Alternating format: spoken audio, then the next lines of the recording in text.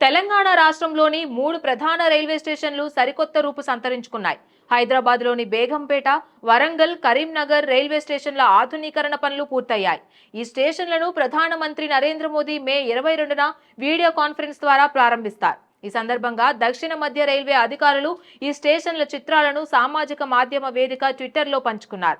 Amrit Bharat station scheme నిధుల ద్వారా చేపట్టిన పనులతో ఈ స్టేషన్లు విమానాశ్రయాల తరహాలో అత్యాధునిక హంగులతో ప్రకాశిస్తున్నాయి. స్టేషన్ల వెలుపలి, లోపలి భాగాలలో ప్రయాణికుల సౌకర్యార్థం ఆధునిక సదుపాయాలు ఏర్పాటు చేశారు.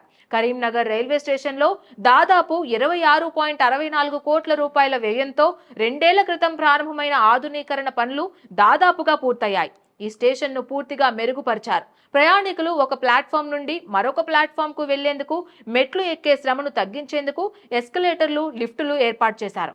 విశాలమైన వేచి ఉండే ప్రాంతాలు, పరిశుభ్రమైన ప్లాట్ఫామ్లు, ఆధునిక మరుగుదొడ్లు, మెరుగైన లైటింగ్, టికెట్ కౌంటర్లు, లాకర్ గదులు, తాగునీటి సౌకర్యం, ఏటీఎంలు, డిజిటల్ డిస్ప్లేలు, సీసీటీవీ కెమెరాలు వంటి అనేక సౌకర్యాలను అందుబాటులోకి తెచ్చారు.